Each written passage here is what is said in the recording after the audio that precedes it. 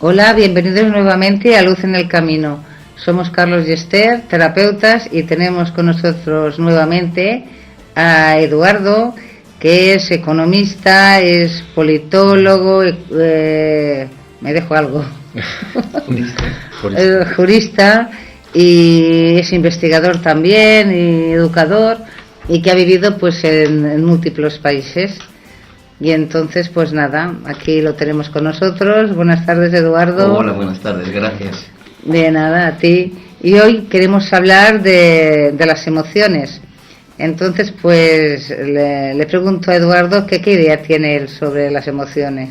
Bueno, las emociones, según las ciencias sociales, son la respuesta que tiene el ser humano ante estímulos exógenos. O sea, cualquier estimulación externa produce una cascada de circunstancias a nivel psicológico, biológico y social en el ser humano.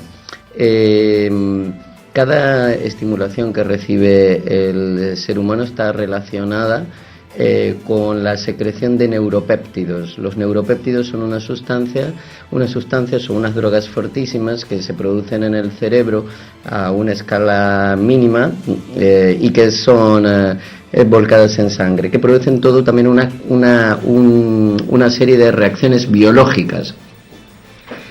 Las emociones son fundamentales en la vida del ser humano porque el ser humano no puede relacionarse con otros seres humanos sin las emociones. Son un vehículo, un vector de comunicación. El ser humano, como ya sabéis, es gregario por naturaleza y necesita estar relacionado con otros para poder desarrollarse. Por lo tanto, las emociones son un común denominador entre toda la especie humana. Antiguamente, en la Edad Media, y a raíz de la Edad Media, ¿no?, y desde los filósofos clásicos, se consideraba que las emociones era el principal enemigo del ser humano porque le hacía desequilibrarse, por decirlo de alguna manera, en aquellos objetivos fundamentales de vida que tenía, como podía ser la familia, el éxito social, político, económico, etcétera. Hoy sabemos que las emociones son una condición sine qua non, indispensable de la vida humana, y un hombre sin emociones no tiene vida. Se dice en ciencias sociales que una persona sin emociones está muerta. Por lo tanto, son fundamentales en nuestra vida.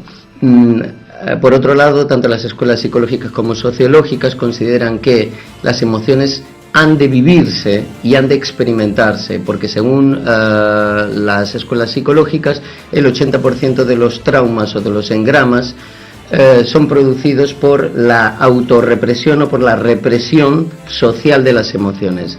Toda nuestra educación, toda nuestra socialización se produce a través de un mecanismo de represión inconsciente. O sea, nuestros padres nos dicen, esto no se hace, esto se hace. Naturalmente el niño tiene ciertas tendencias y ciertas apetencias, deseos, etcétera, pero continuamente está reprimido socialmente, que es lo que luego a lo largo de su socialización primaria y secundaria conformará su identidad. Por lo tanto, como he dicho antes, las escuelas psicológicas consideran, y a través de las diferentes terapéuticas, que el sujeto debe experimentar las emociones y a través de un trabajo concienzudo de recuerdo o de sentir emociones pasadas, se produce una catarsis, ¿no?, de liberación de ciertos significados. Por lo tanto, aconsejan que en el proceso de relacionarnos con el resto de seres humanos seamos lo más francos posibles, lo más honestos posibles, y experimentar las emociones dentro de unos límites. Una cosa, Eduardo. Sí. Emociones hay, yo creo que hay emociones positivas. Pues la alegría, por ejemplo, es una emoción positiva. Hay otras negativas, como la rabia, el odio. En términos generales se considera positivo y negativo, es que igual nos da placer o nos da molestia. Porque bueno, pero en términos entiende... generales se habla de 7 emociones básicas, ¿no? Que tienen que ver la ira, el placer, también el conocimiento metafísico, etcétera. Son 6 o 7. Pero esto también es relativo, lo del placer y del dolor, porque dependiendo del estado psicológico o emocional de la persona, hay cosas que para el grupo son placenteras, pero para la persona son totalmente para el sujeto son totalmente negativas, como esto se llama erotización del tánatos. Por ejemplo, cuando una persona está agobiada o está identificada con un cierto tipo de engrama o de trauma, a los ojos de los demás es tremendamente negativo y esta persona consciente o inconscientemente está disfrutando de esa negatividad. Por lo tanto, las emociones en términos generales nos hacen percibir y leer la realidad, y también en función del sistema de creencia, porque leemos lo que queremos creer, como las relaciones, etcétera. Queremos a veces querer la pareja que queremos tener y no compartir o encontrar una persona con la quien compartir. Por eso las emociones y todo en la vida siempre, como decía Gandhi, ¿no? El camino del medio es la solución,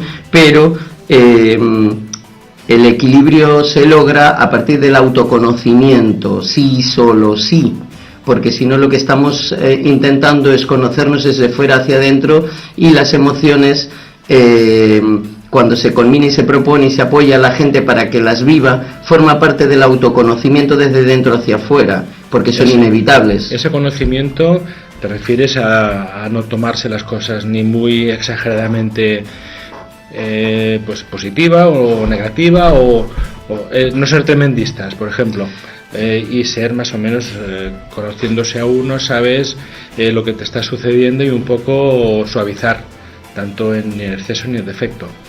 Vale, eso está muy bien y es perfectible hasta límites insospechados, lo del equilibrio, como antes lo explicaba, pero hay que tener en cuenta que vivimos en sociedades, las sociedades industriales o postindustriales o de la sociedad de la información se caracterizan por los niveles de neurosis, que son muy elevados. ¿Esto qué significa? Significa que las ansiedades, o sea, la base de la unidad de la ansiedad es el miedo, pero la sumatoria de ansiedades crea neurosis.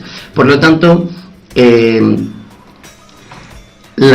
miedo a la N genera ira, porque la base de cualquier conflicto siempre es el miedo. Entonces, ¿qué sucede? Sucede que está muy bien, sí, es verdad, hay emociones que son negativas, otras que son positivas y tal, pero en sociedades bastante neurotizadas, ese baremo es muy difícil de calibrar, porque en términos generales hay grupos o mucha gente que se maneja en unos límites que no son para nada sanos y son la norma de la sociedad, como por ejemplo el miedo. Sí. La gente vive temerosa de los otros, del vecino, aparte que todo esto está sobrealimentado por las instituciones y el poder, por las élites, porque prefieren que la gente sea temerosa de sí misma, sobre todo de sí misma y de los demás, porque evidentemente cuando es temerosa de los demás, lo único que está haciendo es temerosa de sí misma, porque está proyectando esa imagen. Pero las élites saben cómo funciona este mecanismo y prefieren tener a la gente temerosa de sí mismo y de los demás para dividirlos, para poder gobernarnos de mejor manera, o sea, más eficientemente. Eficientemente significa con menor coste pecuniario. Ese temor podría ser, por ejemplo, lo que está ocurriendo con el ébola ahora, que hay como una tendencia a totalmente, que la gente hay que tenga tener miedo de que puedes contagiar y tener miedo del vecino, tener miedo de todo. Hay que tener en cuenta que vivimos en el capitalismo y la base del capitalismo es el dinero, por no decir el capital, que ya de por sí es ilógico, no tiene vocación de crecimiento ilimitado en un mundo limitado, pero los sectores económicos lo que intentan en cada momento es que exista una máxima rentabilidad de todos sus productos, y las farmacéuticas no van a ser menos. Por lo tanto, a las farmacéuticas y a los estados que están al servicio de las farmacéuticas no les interesa que la gente se cure, ni sepa cómo curarse, ni tengan una vida saludable. Lo que les interesa es tener enfermos crónicos que a lo largo del tiempo favorezcan o les asegure una rentabilidad determinada. La cronicidad de las enfermedades aseguran una cantidad de dinero en las cajas de las farmacéuticas, ayudadas en estos momentos por las administraciones o los gobiernos, que están en estos momentos al pleno servicio de los grandes actores económicos globales, porque los estados y los gobiernos no son independientes. Las agendas políticas son dictadas por multinacionales, y dentro de estas multinacionales existen las farmacéuticas, que en estos momentos los gobiernos aliados o de la coalición, como se llaman, que son los gobiernos occidentales, utilizan las grandes entidades internacionales para proteger sus intereses. No deja de ser nada más que una cuestión pecuniaria. Entonces a la gente hay que amedrentarla, hay que atemorizarla para poder controlarla mejor. Gente libre es gente que sepa, gente con conocimiento, porque no se la puede manejar fácilmente. Por lo tanto, el miedo es una herramienta efectiva del control de las gentes. Y las emociones no favorecen que la gente se pueda conocer mejor. Es como un bloqueo, a veces llega a bloquear. Ya lo decía Aristóteles, ¿no? Conócete a ti mismo. Cuando uno se conoce a uno mismo y explora las emociones, por eso también los psicólogos aconsejan explorar las emociones. Si quieres enfadarte, enfádate. Evidentemente no cogerás un cuchillo y matarás a tu vecino por enfadarte por tal o cual cosa, pero puedes explicar, puedes entender, puedes bloquear el límite aquel de la furia incontrolada, para experimentar y darte cuenta que son procesos de inicio y fin. Todo en la vida son ciclos, son ejes cartesianos. Nosotros nacemos, nos desarrollamos, llegamos a un punto álgido y comenzamos a fenecer, como cualquier entidad jurídica, cualquier entidad biológica y cualquier cosa, animada o inanimada. Con esto quiero decir que las emociones, en términos generales, por ejemplo, cuando la ira la exploras, se transforma. Si no la exploras, pasa a un estadio superior, que es ira incontrolada. Pero si la exploras y te metes en ella y te preguntas por qué estoy iracundo, seguramente entras en un pozo de tristeza. Y el pozo de tristeza nunca puede ser iracundo. Una persona triste nunca es iracunda, porque es un sujeto pasivo. Una persona iracunda es un sujeto activo. Entonces, recordad que todo lo positivo y lo negativo está dentro de nosotros, dentro de cada uno de nosotros y dentro de cada una de las casuísticas, dentro de cada una de las entidades, dentro de todo. Es una ley universal. Por lo tanto, es importante explorar las emociones. Una característica, por ejemplo, de las sociedades industrializadas es que hay un grave problema en la educación de los hombres. Como somos sociedades machistas y conservadoras, no se nos enseña, por ejemplo, a los hombres a ser sentimentales o a transmitir emociones. Por lo tanto, se produce un bloqueo entre padres e hijos y no sabemos cómo experimentar ciertas emociones o ser tiernos, porque eso no es de hombres. Es una falacia, es una mentira, pero también forma parte del control y del proceso, porque todo esto que hablamos e intentamos compartir este conocimiento, las élites ya lo saben. Hay otra cosa aparte de esto, creo que hay mucha confusión entre emociones y sentimientos. Mucha gente los confunde y en realidad no es lo mismo. Emociones y sentimientos, yo creo que es una... Igual sentimientos es una cosa más profunda, más estable, y emociones es más lo que va surgiendo con reacción a algo que está sucediendo. ¿Qué opinas tú? La diferencia radica en la racionalidad. La emoción está vinculada, es plenamente biológico y físico, y es inconsciente. Y el sentimiento es consciente. ¿Ves la diferencia? Es sutil, pero es radical. En esto también está muy relacionado la razón y la racionalidad. La razón es fundamental para comprender las cosas y entender la causalidad de las cosas, pero la racionalización de las cosas es como la enfermedad del pensamiento, cuando le damos vueltas y vueltas y vueltas a las cosas y llegamos a conclusiones que son totalmente ilógicas. Es como la enfermedad del intelectual.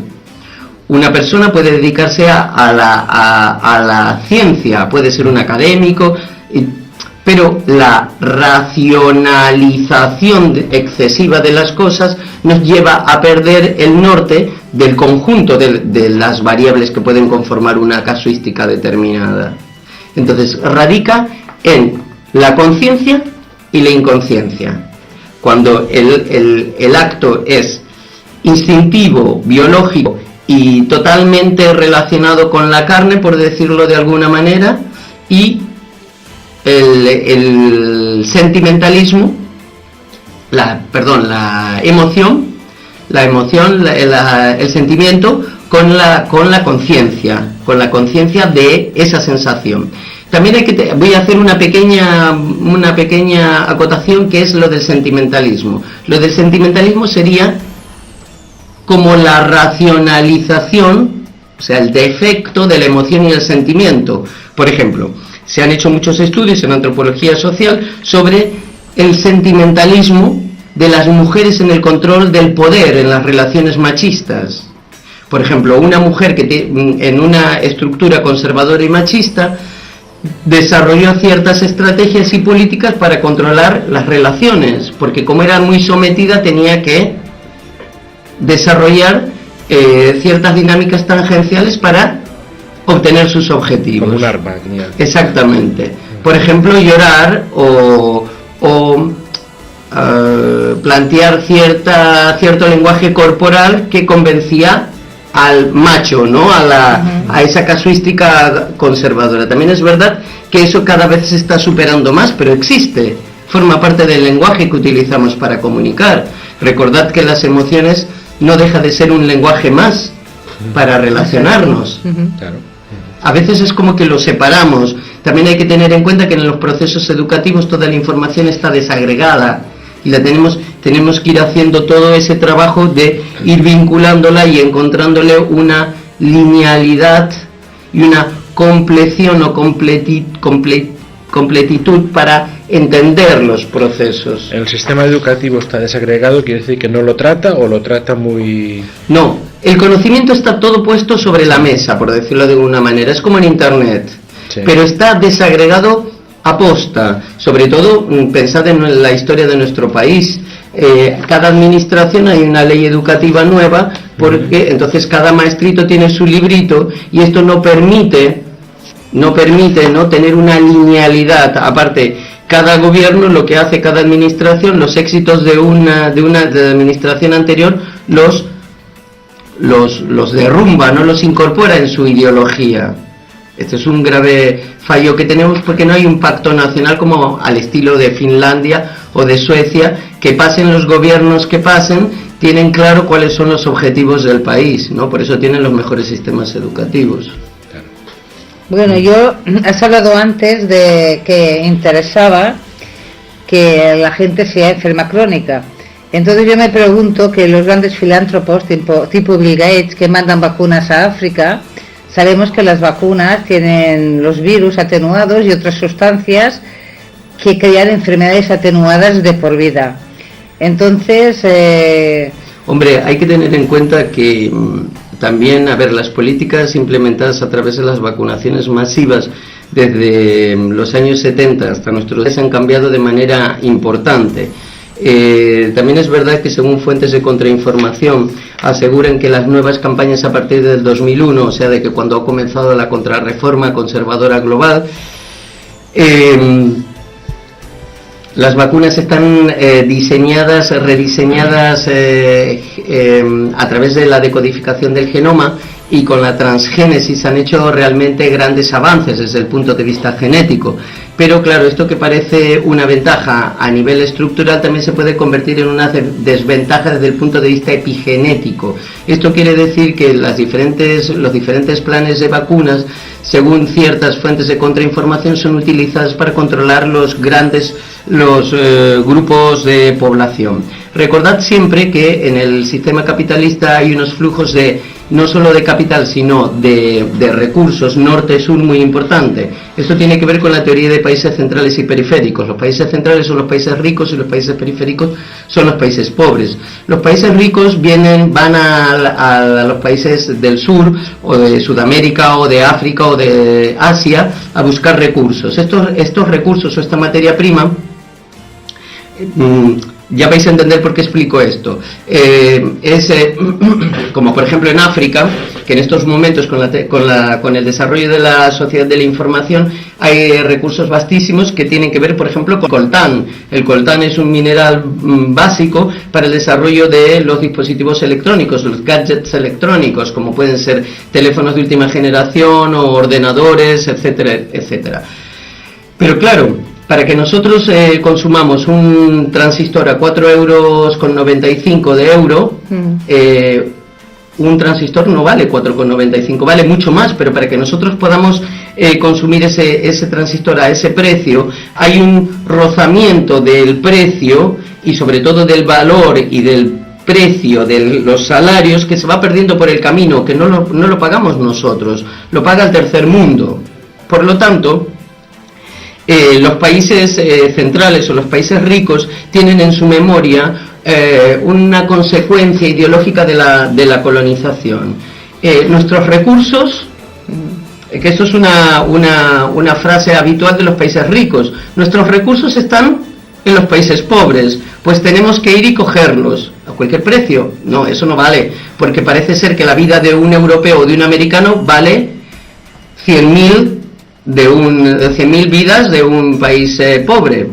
El desequilibrio es brutal, ¿no? Una vida vale lo mismo aquí que en la China. Sí, pero bueno, piensa que todo pasa en África, al menos yo lo veo así, que el SIDA, bueno, en África en este momento, porque toda la atención está centrada ahí, pero pasa en los países pobres, en los países pobres, porque nadie habla de los niños que trabajan en las minas sin ir más lejos, en Sudamérica, o en el Mato Grosso, o en Argentina, Claro, parece ser que como son países en vías de desarrollo y tal, de esto del otro, no, pero se cometen barbaridades y abusos de los derechos fundamentales por doquier. Entonces hay que tener en cuenta que también existen políticas epigenéticas, o sea, de control de la población, y esto no se habla, pero existen desde el siglo pasado. Hasta antes de la Sociedad de las Naciones, que fue una sociedad de tipo global, política, surgida a raíz de la Primera Guerra Mundial, eran famosas las políticas epigenéticas aplicadas en la Commonwealth, o sea, por el Imperio británico y por los diferentes tipos de imperios que controlaban de una u otra manera con diferentes políticas demográficas. El hecho de que no se hable no significa que no se sigan aplicando, por lo tanto no me extrañaría que con el desarrollo de la ingeniería genética se estuvieran aplicando nuevos conocimientos para controlar la población a través de la vacunación. También es verdad que no dispongo de la fuente adecuada para certificar esta información, pero dentro del rango de posibilidades es totalmente factible. Es decir, que los virus estarían o bien en la naturaleza o bien podrían estar pues hechos en laboratorio. Todos estos nuevos virus del SIDA, del ébola. Estamos según los politólogos más progresistas, el nivel de ocultación de información a la ciudadanía global es de un 75 un 85%. Si nos hemos enterado que el genoma ha sido decodificado en el año 97-98, seguramente, y aparte, teniendo en cuenta las posibilidades del sector armamentístico industrial y de todas las investigaciones que ya antes de la Segunda Guerra Mundial habían sido desarrolladas, pero evidentemente que toda esta tecnología es totalmente factible y viable. O sea, no es un crimen aseverarlo, porque ya a partir según los experimentos Cameron antes de la Segunda Guerra Mundial, con las posibilidades de la psique y de la mente humana, que fueron comandados por este señor o dirigidos por este señor en la Universidad de Toronto, y fueron cancelados cuando él los canceló por propia decisión, por el temor y el descubrimiento de hasta qué límite se podía llegar, fueron retomados luego por las agencias de investigación, tanto el FBI como la NSA, la National Security Agency. Por lo tanto, somos totalmente ignorantes de las capacidades tecnológicas y científicas que disponen las administraciones y las principales agencias de seguridad. Eduardo, se nos echa el tiempo encima. Sí. Podemos echar un mensaje a ver cómo podemos administrar mejor las emociones para que no, en vez de volvernos en contra muchas veces, las tengamos a favor nuestro. Mi mensaje para todo el mundo, brevemente, porque nos queda muy poco tiempo. Mi mensaje para todo el mundo, y que en realidad te agradezco esta posibilidad porque me lo recuerdo a mí mismo, es: conócete a ti mismo, porque es la única manera de controlar las emociones. Conociéndose a uno mismo es como uno puede proyectar ese significado en los demás. Es la única manera. La solución no está afuera, está dentro. Venga, pues ya tenemos un motivo para llevarlo a práctica. De nuevo, agradeceros vuestra presencia, vuestra atención, y bueno, pues esperamos haber iluminado un poco el camino que podáis tener cada uno, haber puesto un poco de luz en el camino. Y bueno, hasta el próximo programa, nos despedimos, bueno, muchas gracias a todos. Yo quería añadir una cosa, sí, que hay solución para las emociones, quiero decir que hay terapias, hay flores de Bach, hay cosas que podemos emplear, y buenos alimentos, por descontado, como siempre decimos, vitamina C, en fin. Todo cuenta, ayuda y demás. Pues bueno, gracias a todos, hasta el próximo programa.